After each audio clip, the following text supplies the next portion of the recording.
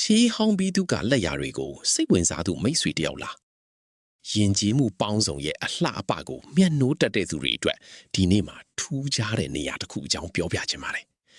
အဲ့ဒီနေရာမှာနှစ်ပေါင်းများစွာကလေးကစတင်ခဲ့တဲ့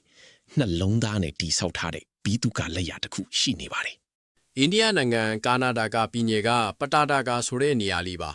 ဒီနေရာဟာ900စုနဲ့800စုကာလတွေမှာထူးခြားတဲ့ဘီတုကပညာကိုဖန်တီးခဲ့ပါတယ်မြောက်ပိုင်းနဲ့တောင်ပိုင်းဘီတုကပုံစံတွေကိုတဟာဇဒထီအောင်ပေါင်းစပ်ထည့်တာပဲဖြစ်ပါတယ် ဒါဟာချာလူဂျာမဲဆက်တော့မှာအမှုပညာအထွတ်ထည်ကိုရောက်ခဲ့တာပါပုံစံမျိုးစုံကိုပေါင်းစပ်ပြီးဘယ်လိုမျိုးအံ့ဩစရာကောင်းတဲ့လက်ရာတွေကိုဖန်တီးခဲ့တယ်ဆိုတာကိုသိဟန်မိတ်ဆွေတွေအံ့ဩမိမှာပါအဲ့ဒီနေရာမှာဟိန္ဒူဘုရားကျောင်း9ခုနဲ့ဂျိန်းဘုရားကျောင်းတစ်ခုကိုတွေ့ရပါတယ်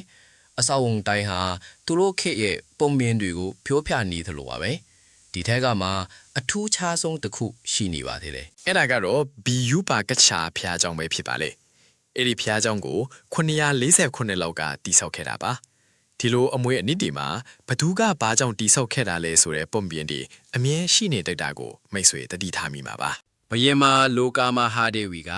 ထုခင်ပွန်တောင်ပိုင်းဘယင်တွေပေါ်အောင်ပွဲခံခဲ့တာကိုအထိမ့်ပန်နဲ့တိဆောက်ခဲ့တာပါဒါဟာရိုးရှိတဲ့အဆောက်အုံတစ်ခုမဟုတ်ပဲအချစ်နဲ့အောင်ပွဲရဲ့တင်ကေတတစ်ခုပါပဲ ဒီအဆောက်အုံတွေကို1980ခုနှစ်မှာကမ္ဘာအမွေအနှစ်အဖြစ်မှတ်တမ်းတင်ခဲ့ပါတယ်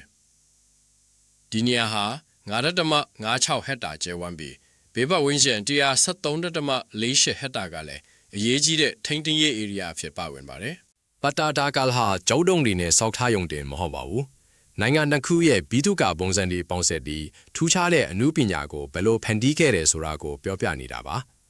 ဒီလိုနေရာတွေမှာမြုပ်နှောင်းနေတဲ့စိတ်ဝင်စားစရာပုံပြင်တွေအများကြီးရှိပါသေးတယ်